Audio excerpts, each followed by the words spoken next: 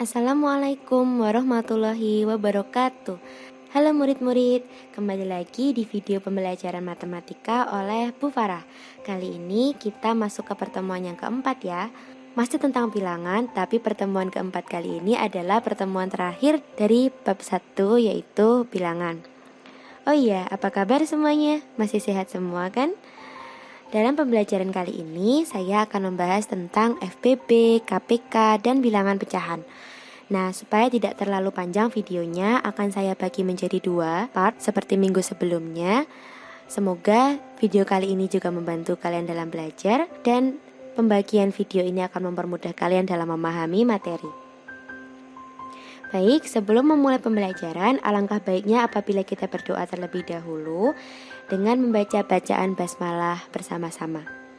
Bismillahirrahmanirrahim. Oke, mari kita mulai pembelajaran kali ini. Selamat menonton dan semoga membantu. Nah, sebenarnya apa sih bedanya dari faktor bilangan dan kelipatan? Sebelum kita masuk ke KPK dan FPB-nya itu secara detail, saya akan menjelaskan terlebih dahulu yang ini. Faktor bilangan adalah bilangan-bilangan yang dikalikan menjadi penyusun bilangan tertentu. Misalnya nih, 14 itu kan berasal dari perkalian 2 dikalikan dengan 7.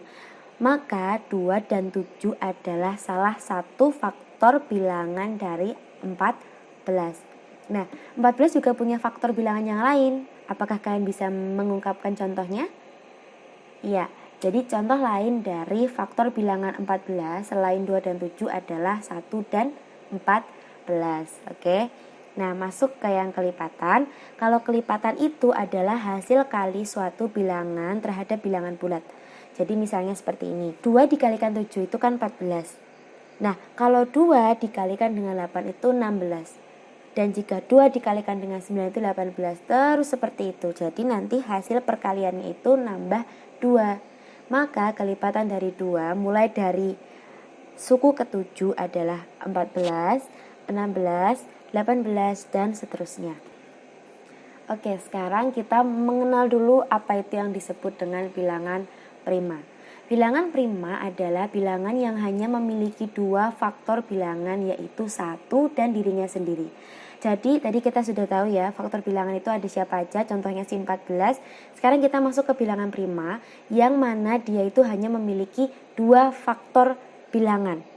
Ingat ya, 2 faktor bilangan. Contohnya seperti ini, ada angka 2. Perhatikan angka 2 ini. Angka 2 itu hanya tersusun dari 2 dikalikan dengan 1. Sama juga dengan angka 3, dia hanya tersusun dari 3 dikalikan 1. Coba pikirkan kembali, apakah angka 6 itu merupakan faktor prima atau bukan? Contohnya, bukan ya, angka 6 bukan merupakan bilangan prima.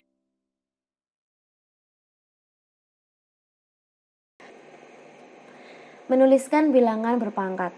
Karena sudah tahu cara menuliskan bilangan berpangkat, ini hanya agar kalian bisa tahu saja ya, nanti setelah kelas 9 akan dibahas lebih detail lagi. Jadi bilangan berpangkat adalah bilangan yang melakukan perkalian berulang dengan bilangan itu sendiri. Jadi pangkat dari suatu bilangan menyatakan banyaknya pengulangan yang dilakukan dalam perkalian tersebut dan dituliskan di sisi kanan atas. Sisi kanan atas maksudnya di sini ya, dari bilangan yang dikalikan. Jadi contohnya seperti ini. 2 dikalikan dengan 2 dikalikan dengan 2 itu sama dengan 2 pangkat 3. Jadi perulangannya sebanyak 3 kali dan basisnya adalah angka 2. Oh ya, sebagai tambahan, kalau kalian mengetahui ada bilangan 2 pangkat 1 itu sama dengan dirinya sendiri. Jadi tidak ada perkalian perulangan, jadi cuma 2 aja. Atau 3 pangkat 1 ya berarti hanya 3 saja, dan seterusnya. Juga kalau kalian melihat ada pangkat 0, misalnya 2 pangkat 0, itu maka dia akan sama dengan 1. 3 pangkat 0 juga sama dengan 1. Terus semua pangkat 0 itu sama dengan 1. Alasan mengapa dia pangkat 0 itu sama dengan 1 akan kalian pelajari besok di kelas 9. Biar sekarang tidak terlalu banyak materinya. Oke, lanjut. Kita masuk ke memahami faktor persekutuan terbesar. atau FPB. Jadi FPB itu singkatannya faktor persekutuan terbesar ya. Buat kalian yang mungkin lupa atau mungkin malah belum tahu ini. Faktor persekutuan terbesar atau FPB adalah faktor yang sama dari dua bilangan. Ada 3 cara dalam mencari faktor persekutuan terbesar itu ya. Langsung masuk ke cara mencari faktor tadi. Yang pertama, kita bisa menggunakan cara diruntut faktornya. Jadi contohnya seperti ini. Kita mencari FPB dari 45 dan 30. Nah, pertama kita tentukan dulu faktor-faktor bilangan penyusun 45 dan 30. Di sini kita menggunakan angka yang paling besar. Di sini langsung saja 45 itu bisa terdiri dari siapa aja? 9 kali 5 dan 30 terdiri dari 6 dikalikan dengan 5. Nah, untuk mencari FPB maupun KPK nanti, gunakan faktor bilangan terkecil atau bilangan prima dari faktor-faktor ini. Jadi kita dapatkan 45 tadi kan isinya 9 kali 5. Sedangkan kita harus cari faktor bilangan terkecil. Berarti kan 9 ini kan bisa kita kecilkan lagi menjadi bilangan prima 3 dikalikan dengan 3. Nah, kemudian dikalikan dengan 5 tadi, dan 3-nya kita tuliskan menggunakan pangkat karena dia merupakan perkalian berulang, 3 pangkat 2 kali 5. Nah, kemudian yang 30 juga sama, 6 kali 5-nya tadi kita ubah ke bilangan prima. Kan kalau 5 sudah bilangan prima ya. Nah, yang 6 ini kita rubah ke bilangan prima yang lebih kecil lagi, yaitu 2 dikalikan dengan 3 dikalikan dengan 5. Ya, ini nggak bisa dipangkat-pangkat lagi ya, karena masing-masing beda basisnya. Nah, jadi dari situ dapat kita lihat bahwa angka yang membentuk 45 dan 30 yang keduanya sama-sama memiliki basis yang sama itu adalah angka 3 dan 5. Jadi FPB dari keduanya itu adalah 15 atau 3 dikalikan dengan 5. Kemudian cara mencari FPB yang kedua adalah kita menggunakan pohon faktor. Caranya seperti ini, masih sama seperti yang tadi mencari FPB dari 45 dan 30. Jadi intinya sama dengan meruntut faktor, tapi kita ini langsung mencari faktor pembagi dari 45 dan 30 itu dengan bilangan primanya. Nah, pohon faktor itu contohnya seperti ini ya. Bisa kita lihat di kotak ini. Jadi 45 itu kita bagi dengan bilangan prima yang paling kecil. 45 kan tidak bisa dibagi dengan 2, langsung kita bagi dengan 3. 45 dibagi 3 sama dengan 15. Nah, kemudian yang 15 ini kita bagi lagi. Karena 15 tidak bisa dibagi 2, maka kita bagi dengan bilangan prima selanjutnya yang paling kecil, yaitu angka 3. 15 dibagi 3 sama dengan 5. Nah, maka faktor-faktor prima dari 45 itu adalah 3, 3, dan 5. Yang bisa kita tuliskan di sini menjadi 3 pangkat 2 kali 5. Dan sama juga yang 30. 30 kan bisa dibagi 2, maka kita langsung bagi 2 sama dengan 15. Dan 15 tadi seperti yang kita tahu tidak bisa dibagi 2, maka dibagi 3 sama dengan 5. Dan kita tuliskan faktor-faktornya di sini, dia ada 2, ada 3, dan ada juga 5. Dari situ dapat kita lihat bahwa angka ini yang sama di antara keduanya ini, 45 dan 30 itu yang sama adalah angka 3 dan angka 5. Nah, ini pangkatnya tidak perlu diperdulikan. Jadi cari faktor yang sama aja dari dua ini. Yang sama adalah 3 dan 5. Nah, dua faktor yang sama itu kita kalikan sehingga menjadi 15. Cara yang ketiga, cara mencari FPB adalah dengan menggunakan tabel. Mungkin kalian di SD dulu pernah belajar ini, mungkin juga belum. Jadi cara menggunakan tabel itu contohnya kayak gini. Masih sama soalnya, mencari FPB dari 45 dan 30. Jadi cara tabel itu adalah dengan membagi kedua angka tersebut dengan angka yang sama yang bisa membagi keduanya. Jadi kamu nanti akan mencari angka-angka yang hanya bisa membagi 45 dan 30. Contohnya seperti ini. Ada 45 dan ada 30. Nah, 45 dan 30 ini sama-sama bisa dibagi dengan angka berapa? Maka kita lanjut ke angka 3. Nah, 45 dibagi 3, 15. 30 dibagi 3 sama dengan 10. Nah, kita tuliskan hasilnya di bawah sini. Ingat ya, hanya angka yang bisa membagi kedua angka ini. Nah, harus bilangan prima ya. Nah, kemudian bilangan prima berapa yang bisa membagi 15 dan 10? Apakah 2? Terus nah maka yang paling mungkin membagi 15 dan 10 adalah angka 5. Di mana 15 dibagi 5 sama dengan 3 dan 10 dibagi 5 sama dengan 2. Nah kalau sudah seperti ini kan mereka sudah tidak bisa dibagi-bagi lagi, maka dibiarkan saja.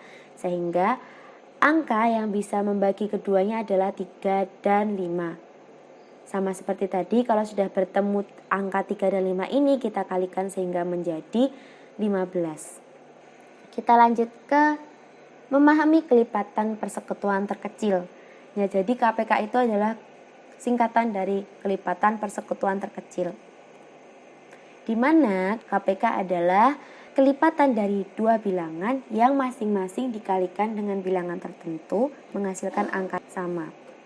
Oke, ini sepertinya saya salah ketik. Ini maksudnya adalah ada 3 cara dalam mencari KPK. Sama persis seperti cara mencari FPB, tapi perhatikan ya, angka yang diambil adalah angka yang berbeda. Yang pertama, cara mencari KPK diruntut kelipatannya. Contoh, kita mencari KPK dari 6 dan 10. Jadi kalian langsung aja runtut kelipatan dari 6 dan 10 itu. Pertama, kita punya angka 6. Kemudian kalau 6 dikalikan 2 jadi 12. Dikalikan 3 menjadi 18. 6 dikalikan 4, 24 dan seterusnya. Kemudian angka 10 sama juga kita buat kelipatannya. 10 kita kalikan 2 jadi 20, 10 kita kalikan 3 jadi 30, 10 kita kalikan 4, 40, 50 dan seterusnya. Kelipatan 10.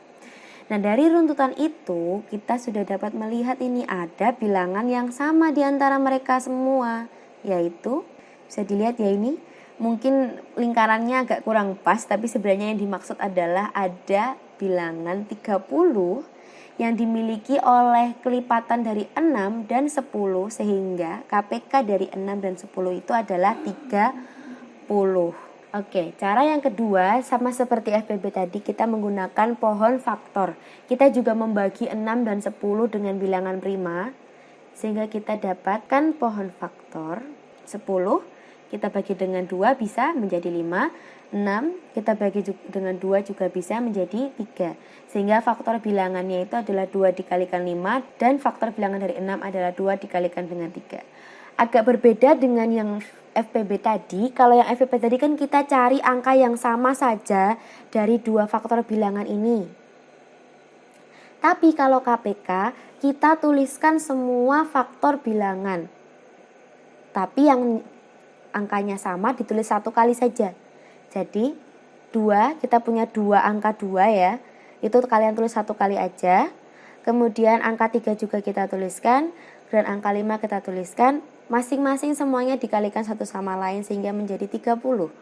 Maka KPK dari 6 dan 10 adalah 30. Bisa dipahami ya. Sedikit berbeda dengan FPB. Jangan sampai kalian terbalik. Oke, karena kalau terbalik sudah pasti salah. Lalu selanjutnya ada cara yang sama dengan FPB lagi, yaitu menggunakan tabel. Kita masih sama mencari KPK dari 6 dan 10. Bedanya dengan FPB tadi, kita harus membagi dua bilangan ini sampai dia tersisa hanya satu. Contohnya seperti ini. Agak berbeda juga, kalau tadi kan kita harus mencari angka yang dia bisa membagi keduanya. Kalau KPK itu tidak. Jadi kalian misalnya nih, kalian membagi 6 dengan 2 dan 10 dengan 2, hasilnya kan 3 dan 5. Nah kalau di FPB ini sudah selesai, 3 dan 5 tidak bisa dibagi-bagi lagi dengan angka yang sama. Tetapi kalau KPK kita harus habiskan dua bilangan sisa ini sampai dia itu sisanya 1. Jadi 3 dibagi dengan 3, sisanya 1. Dan 5 dibagi dengan 3, ya sudah tidak bisa dibagi, kita tuliskan tanda strip. Nah kemudian karena ini 1 sudah habis, maka kita tidak perlu melakukan apapun lagi. Tinggal sisa 5 ini masih ada yang harus dibagi. 5 agar jadi 1 kita bagi dengan 5. Sehingga 5 dibagi 5 sisanya 1. Nah jika sudah habis nih, masing-masing sudah habis ke angka 1, kita kalikan ini pembagi-pembaginya. Yaitu 2 dikalikan dengan 3 dikalikan dengan 5. Dan KPK-nya ketemu 30. Sampai di situ dapat dipahami ya. Nah, ini contoh soal.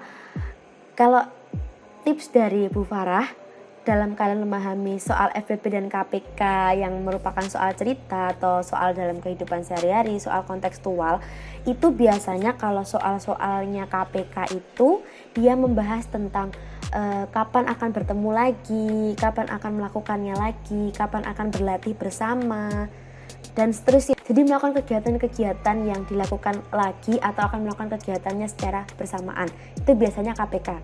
Nah, kalau FPB itu biasanya kita membagikan sesuatu atau ada seseorang yang membagikan sesuatu, ada yang membagikan sama rata, ada yang mencari berapa banyak yang didapatkan dari hasil pembagian sama rata tersebut, kayak gitu.